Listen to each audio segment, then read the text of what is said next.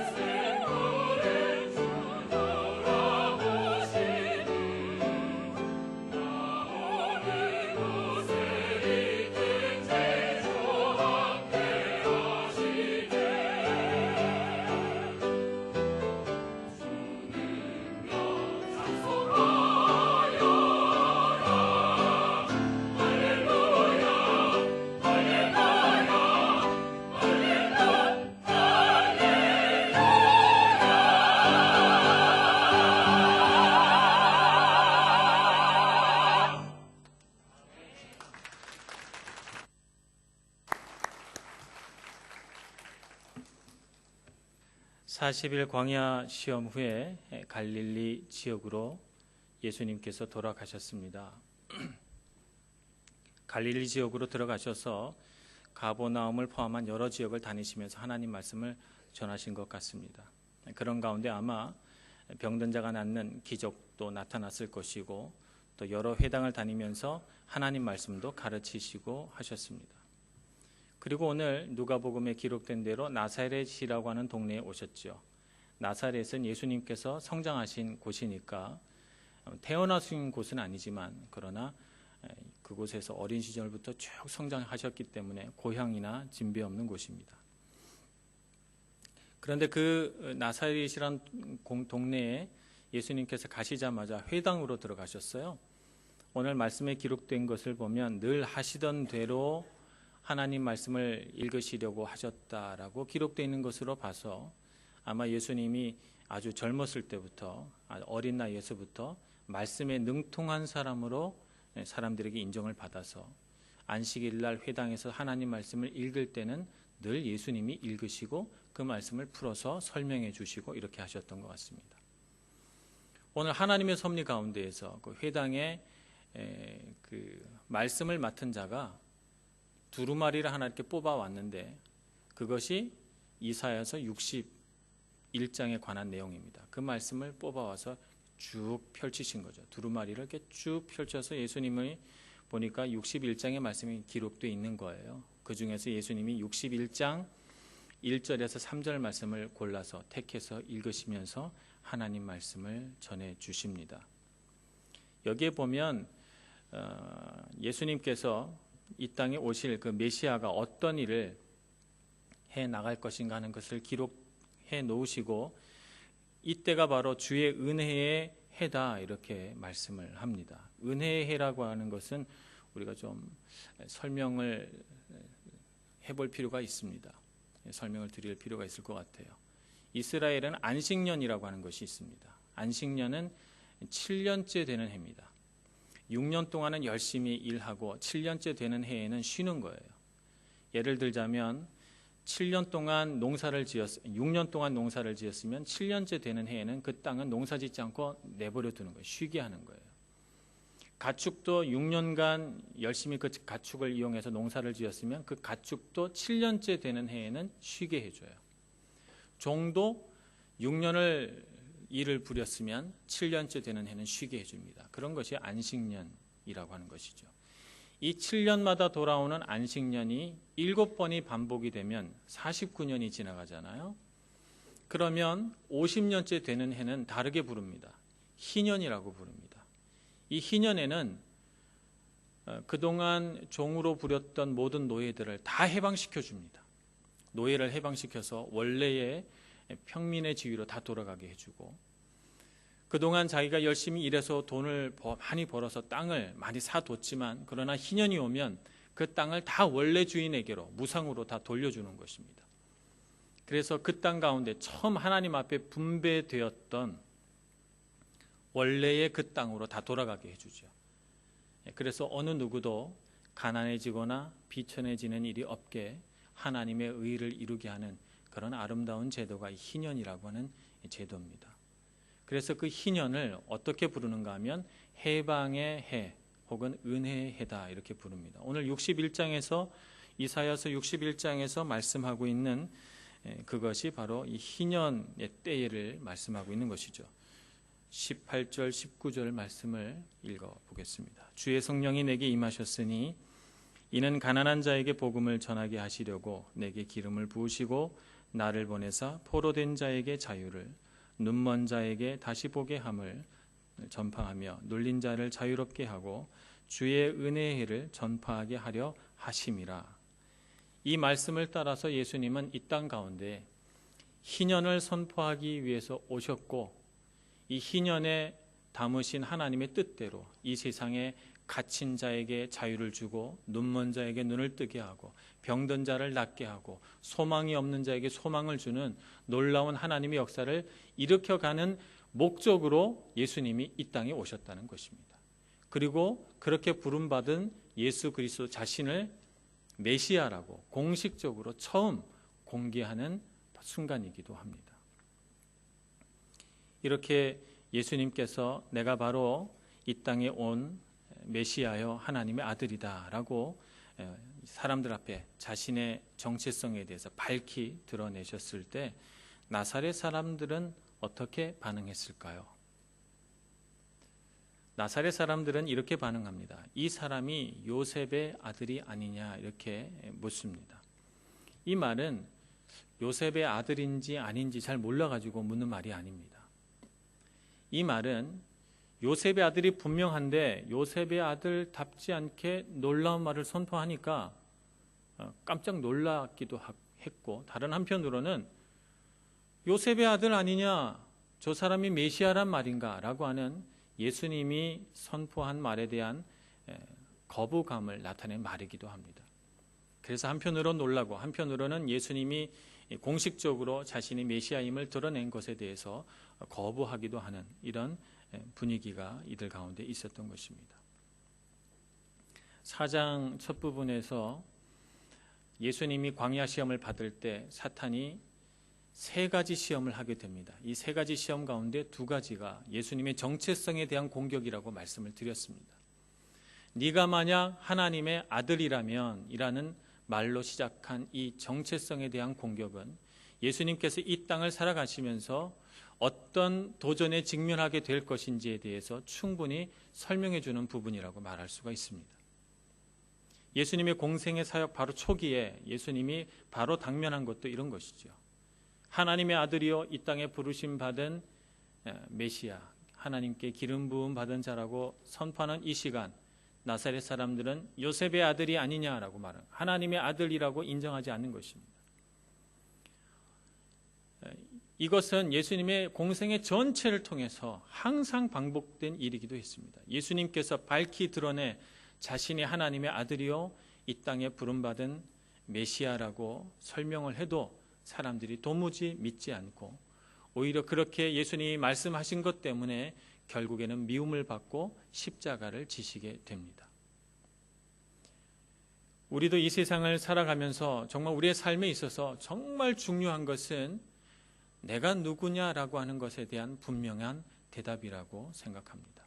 내가 누구인지를 분명하게 알지 못하면 우리는 끊임없이 다른 사람들과의 관계 안에서 흔들리게 됩니다. 흔들리게 되고 때로는 좌절하고 때로는 슬퍼하면서 살아갈 수밖에 없는 것입니다. 그래서 우리가 맺는 인간관계에서 정말 중요한 것은 기술이 아니라 내가 누구인가라고 하는 질문에 대한 확고하고 분명한 대답입니다. 그 대답을 우리 자신이 갖고 있어야 돼요.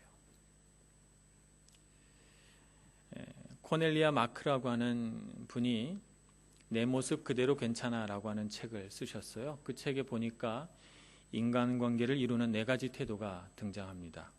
그것을 한번 여러분께 소개해드리고 싶어요. 네 가지 태도 중에 첫 번째는 나는 나빠 그러나 너는 좋아 라고 하는 정체성을 갖고 있는 사람은 이거는 한마디로 우울한 사고방식이라고 말할 수가 있습니다. 나는 나쁘고 너는 좋으니까 말이에요.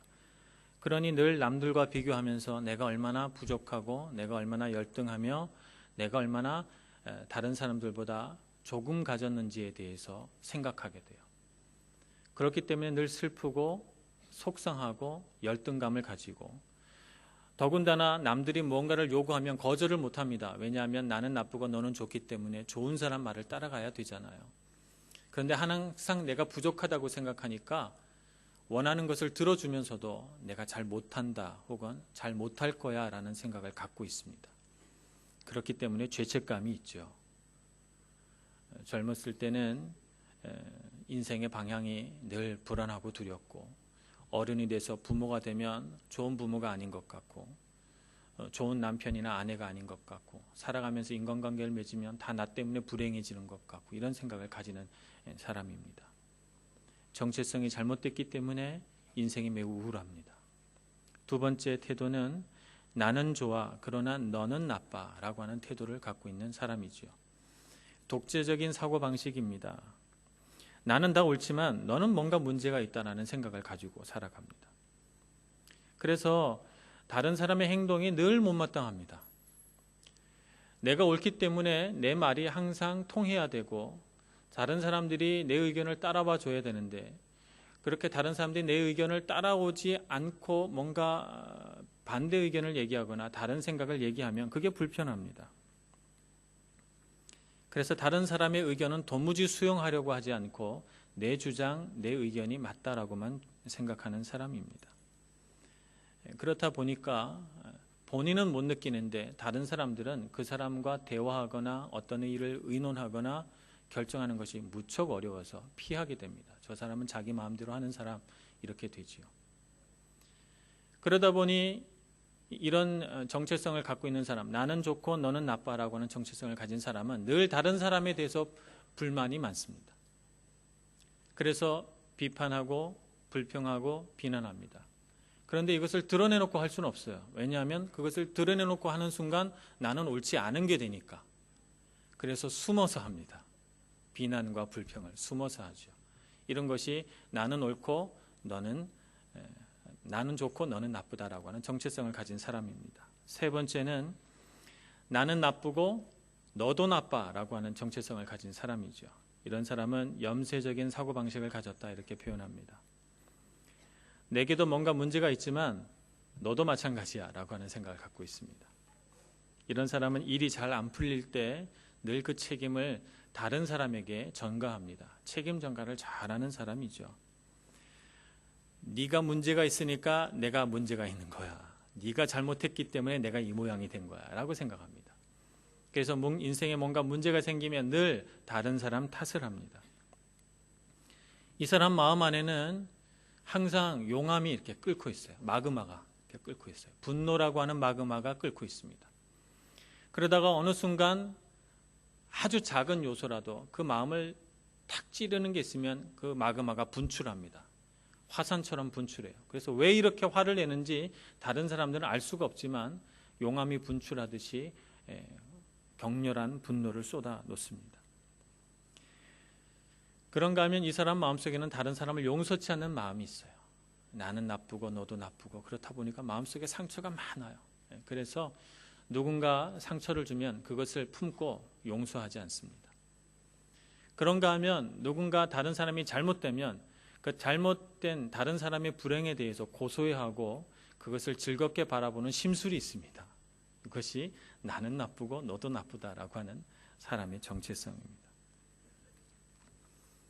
이 세 종류의 사람 우리가 원치 않는 정체성을 가진 사람입니다. 물론 우리 가운데 존재합니다. 그럼 우리가 가고자 하는 정체성은 나는 좋고 너도 좋아 라고 하는 정체성이죠. 이것은 건강한 사고방식입니다. 이런 사람은 하나님 안에서 자기 자신이 누구인지 아는 사람이에요. 내가 얼마나 하나님께 사랑받는 사람인가에 대해서 분명하게 아는 사람이고 그것 때문에 자기 마음이 흔들리지 않는 사람이에요. 하나님께서 계속해서 자기 자신을 사랑해 주실 것을 믿고 하나님이 부여해 놓으신 가치와 존엄성에 대해서 확고하게 믿는 사람입니다. 이런 사람은 자기 자신이 그렇다고 생각할 뿐만 아니라 다른 사람도 그렇다고 생각해요. 다른 사람도 마찬가지로 존귀한 자요, 존엄한 사람이요, 가치로운 사람이라고 생각합니다. 그렇기 때문에 이 사람의 생각은 나도 참 소중하지만 너도 소중해 라고 하는 생각을 가지고 살아가죠. 그래서 어떤 문제가 생기면 오해가 생기고 갈등이 생기고 우리가 사람이 살아가다 보면 이런 오해와 갈등은 없을 수가 없어요. 그런데 그런 오해나 갈등이 생겼을 때 나도 좋고 너도 좋아 라고 하는 사람은 잘 해결합니다. 빨리 해결할 수 있는 능력이 있어요. 왜냐하면 우리는 서로 다 좋은 사람이니까 해결이 빠릅니다.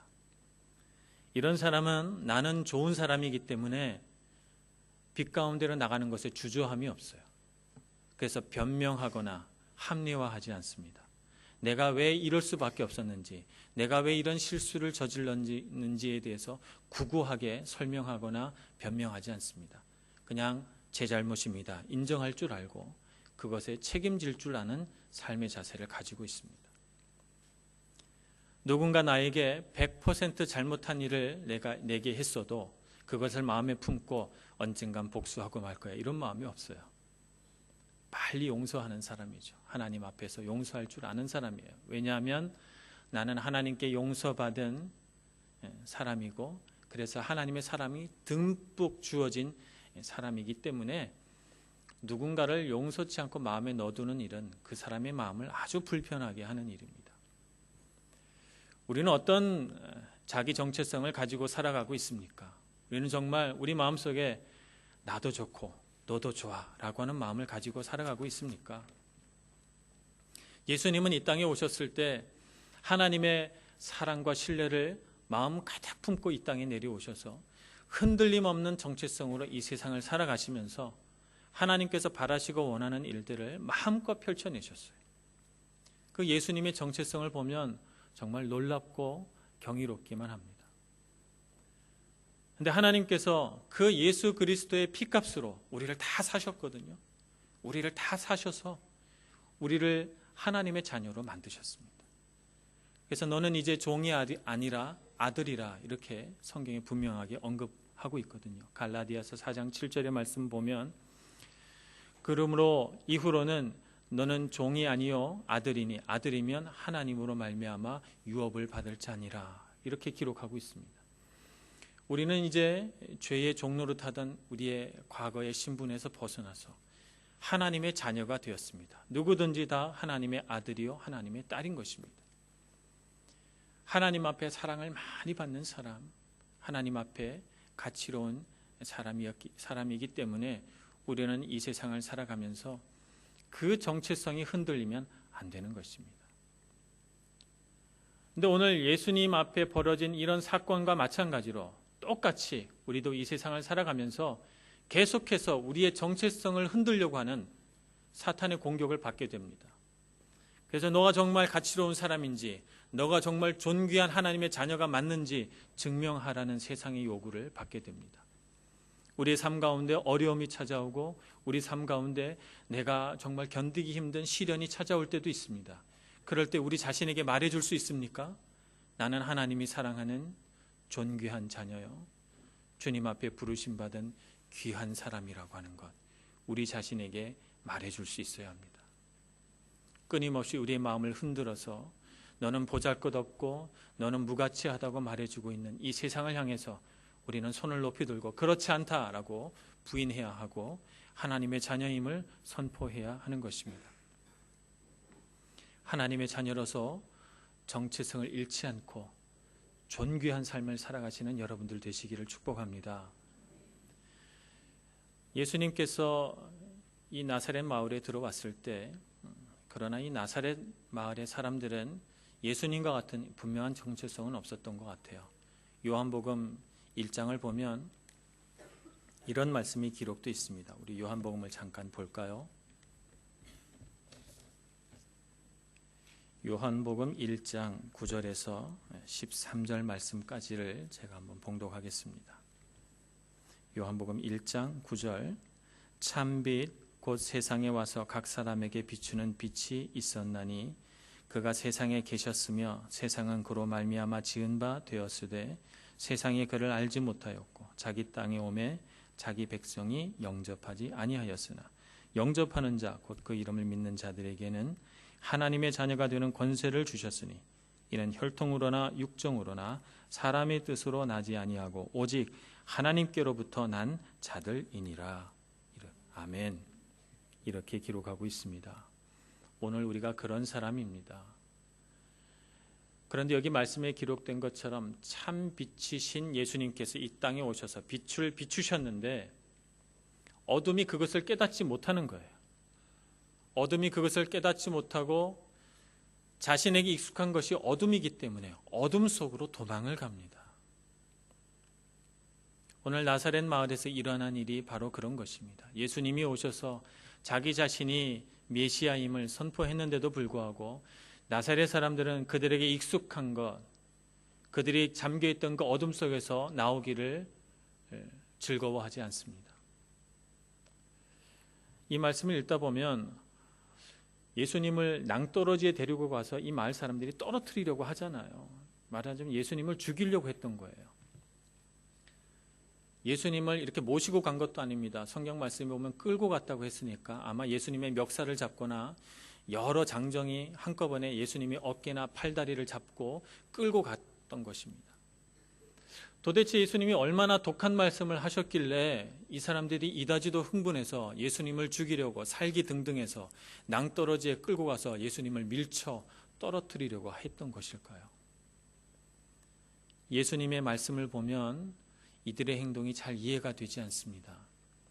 왜냐하면 예수님께서 말씀하신 것은 하나님의 주권에 대한 말씀이기 때문입니다. 하나님의 주권은 하나님이 마음대로 하실 수 있는 것을 말합니다.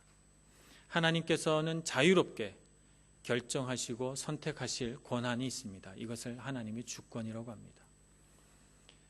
사람의 눈으로 볼 때는 그것이 불공평하게 보일 수도 있습니다. 어떤 사람에게는 많이 주고 어떤 사람에게는 조금 주는 것 같이 느껴질 수도 있습니다. 그러나 우리는 분명하게 알아야 합니다. 사람의 가장 선한 것이 하나님 편에서 볼 때 가장 선하지 않은 것보다도 못하다는 것을, 우리의 가장 높은 선보다도 하나님의 선은 훨씬 더 높습니다. 그래서 하나님의 가장 약한 것이 사람에게 있어서 가장 좋은 것보다 더 높은 곳에 있는 것이죠. 그래서 우리는 하나님이 하시는 선택과 결정에 대해서 우리가 평가할 권한이 우리에게는 없는 것입니다. 하나님은 늘 선하시고 하나님은 늘 옳으시다고 고백하는 것이 하나님의 주권을 바라보는 하나님 백성의 마음이 되어야 합니다. 하나님께서는 이런 하나님의 주권의 모습과 똑같은 형상을 우리 사람에게도 주셨습니다. 그것을 우리는 자유의지라고 부릅니다. 우리에게도 무엇이 있습니까? 하나님처럼 똑같이 선택하고 결정할 권한이 있습니다. 하나님 편에서도 선택하고 결정할 권한이 있어요. 그래서 하나님께서 하나님의 사람을 부릅니다. 내가 너를 하나님의 사람으로 삼겠으니 너는 나에게로 오라 부르십니다. 이 부르심에 관해서 사람이 선택할 권한이 있습니다. 그것을 자유의지라고 합니다. 어떤 사람은 예 주님 제가 여기 있습니다. 주님이 부르시면 언제든지 저는 달려갑니다 하고 순종하는 사람이 있고, 주님 잠깐 기다리세요. 제가 지금 바빠서 시간 나면 갈게요 라고 하는 사람도 있어요. 제가 형편이 지금 매우 어렵기 때문에 형편 좀 좋아지면 생각해 볼게요 라고 하는 사람도 있습니다. 그것을 선택할 권한이 우리에게 있는 것입니다. 하나님이 인격적이다라고 하시는 것은, 인격적인 관계를 맺는다라고 하는 것은 하나님의 주권을 가지고 우리를 로봇처럼 마음대로 우리를 조작하지 않고 우리에게 인격적으로 물어보신다는 것이죠. 너는 나를 따르겠느냐라고 물어보십니다. 그럴 때 우리가 네 주님이라고 대답하는 것을 순종이라고 부르죠. 주님이 찾으시는 사람은 바로 이런 사람입니다. 나사렛 사람들은 예수님이 그들을 밀쳐내고 그들을 선택하지 않은 것 같아서 속이 상해서 아마 예수님을 낭떠러지 끝으로 데려갔는지 모르겠습니다만, 그러나 예수님은 예수님의 공생의 초기에 처음으로 자신이 메시아인 것을 자기 고향 나사렛에 와서 얘기하고 있잖아요. 제일 먼저 그들을 만나러 오지 않았습니까? 예수님의 선택은 나사렛이었어요. 그렇다면 이들이 예수님께 자유의지를 가지고 보여줘야 할 것은 예수님을 따르고 예수님을 믿고 예수님의 제자가 되는 것이었으리라고 생각합니다.